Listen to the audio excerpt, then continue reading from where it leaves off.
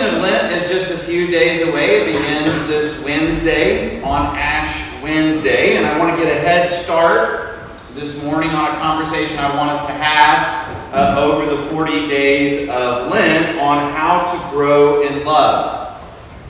How do we live lives of love? How do we let love infiltrate everything that we do?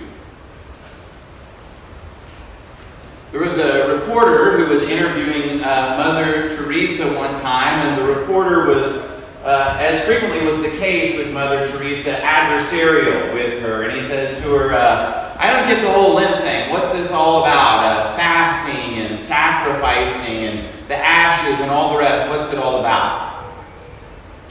And as she was so good at doing, she smiled at him and she condensed, a lifetime worth of wisdom into just one sentence. And she looked at him and smiled and said, Lent is a time to grow in greater love. Lent is a time to grow in greater love. Now that description of Lent is pretty different than most of the conversation I hear about Lent. Most of the conversation I hear about Lent goes like, hey, so what are you giving up for Lent this year? It's Cokes, or it's coffee, or it's cookies, or it's wine, or whatever, and then the conversation kind of ends. Oh, okay. And that's kind of the conversation. But if Lent is a time to grow in greater love, as Mother Teresa says, then I wonder if our conversation can go maybe just a little bit beyond that territory, simply beyond what we are giving up, to the goal of what giving something up is all about in the first place.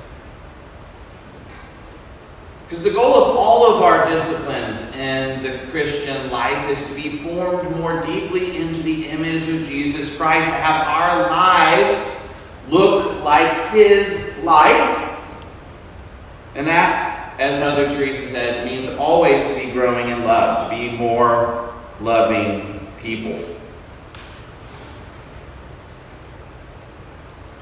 I was in a restaurant a few weeks ago having lunch with a guy. I ordered the fish and it had this killer sauce on it that I was just going crazy for. And I asked the server, what is in this sauce? It's amazing. And she said, well, there's some thyme in there, there's some butter in there. And she said, but you know what? You know what the main ingredient in that sauce is? I'm like, no, lay it on me. And she said, the main ingredient is love. Now, that's a goofy thing to say to a goofy guy who's going crazy about a homemade sauce.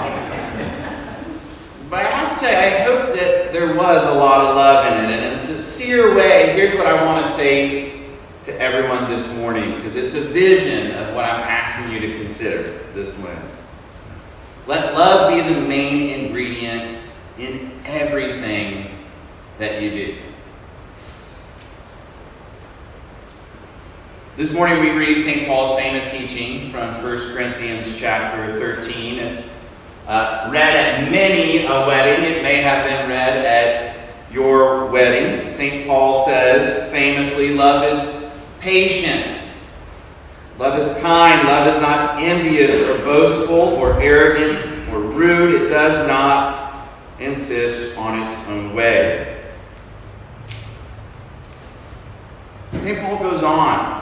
He says, if we know everything that there is to know in the world, but we don't have love, then all of our knowledge is worth nothing. And if we speak in the tongues of angels and don't have love, then it's really worth nothing. In other words, you may be an incredible wordsmith. You may be able to talk your way out of anything. You may be able to convince anyone else of anything. But if you don't have love, then all your speech is meaningless. And maybe you are full of wisdom, or maybe God has given you the great gift of a deep and abiding faith, so strong you could move a mountain, St. Paul says. And if you don't have love, then it's all worth nothing. In other words, the most worthy of human pursuits, whatever it is that's worthy of our time and effort and energy, all of it, St. Paul says, is worth nothing if it's not done in love.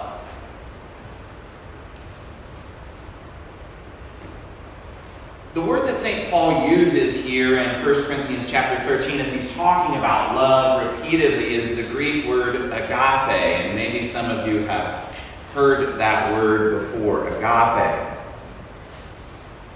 C.S. Lewis describes agape love, the type of love that Paul's talking about here in 1 Corinthians 13. He describes it this way. He says it's the highest level of love known to humanity, a selfless love, a love that is passionately committed to the well-being of others.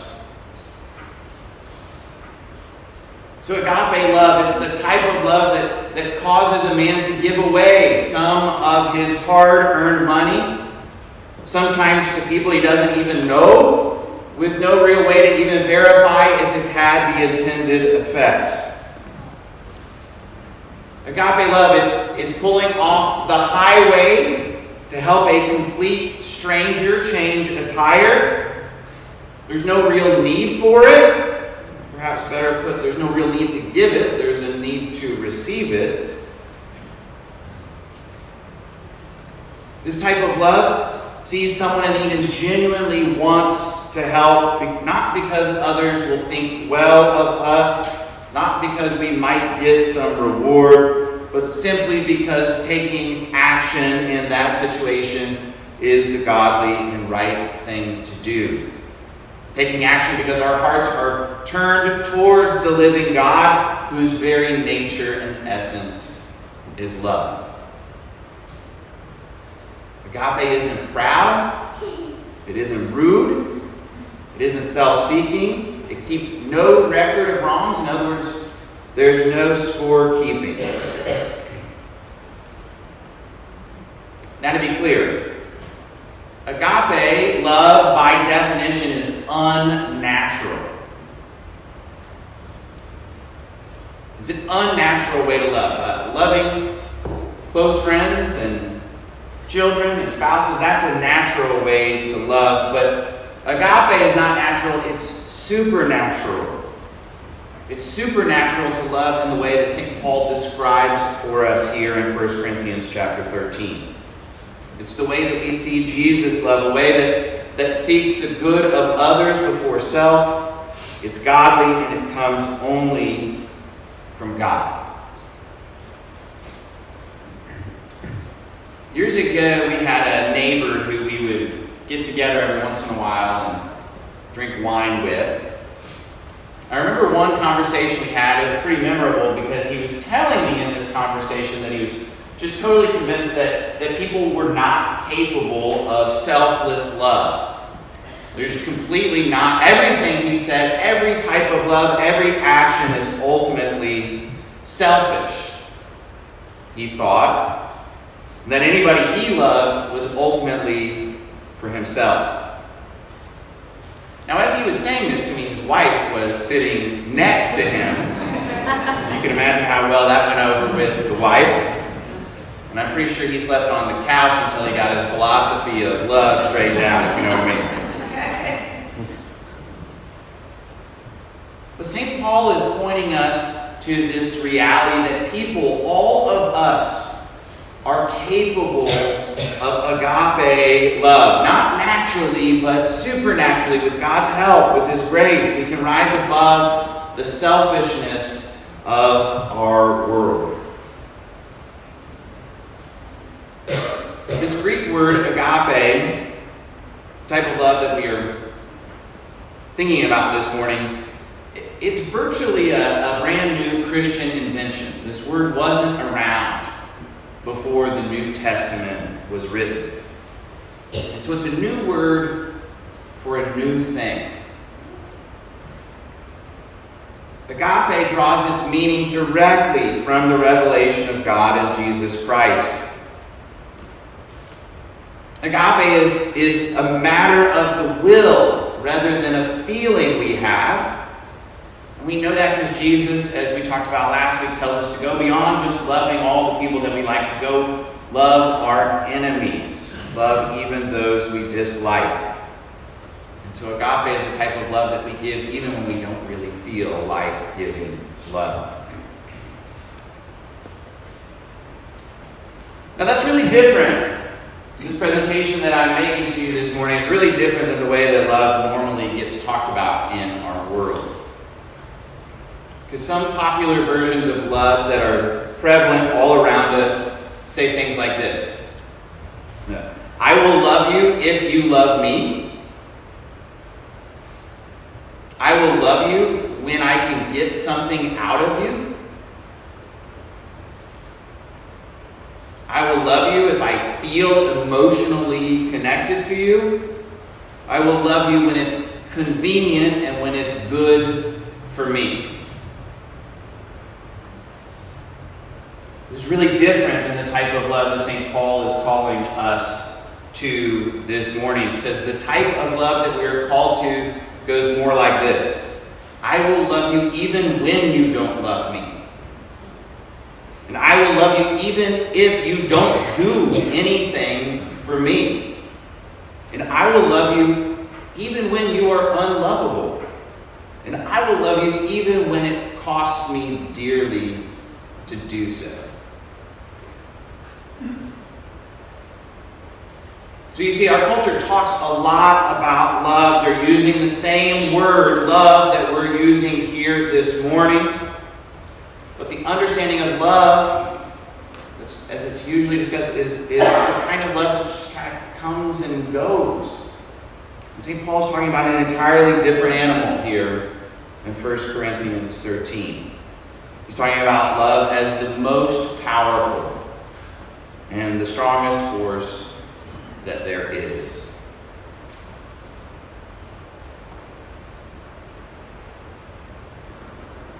One of the things that over the last couple of days all of us are watching in the news with deep sadness and distress is what's happening in Ukraine.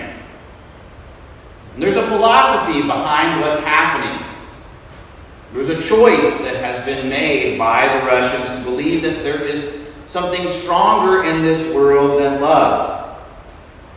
Aggression, violence.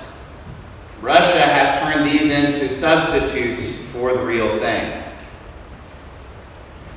The problem is, these are ultimately, aggression and violence, these are really weak forces in the world. Because they're ultimately destructive rather than constructive. You can't build anything with aggression and violence. All you can do is destroy. But what St. Paul is pointing us to is this philosophy that pervades all of Christian thought, that love is the most powerful force that there is. And ultimately, as he says, love never ends. Ultimately, love is the only thing that will last. Everything else will go away, he tells us. And yet love, because it is the most powerful force in the world, will always remain.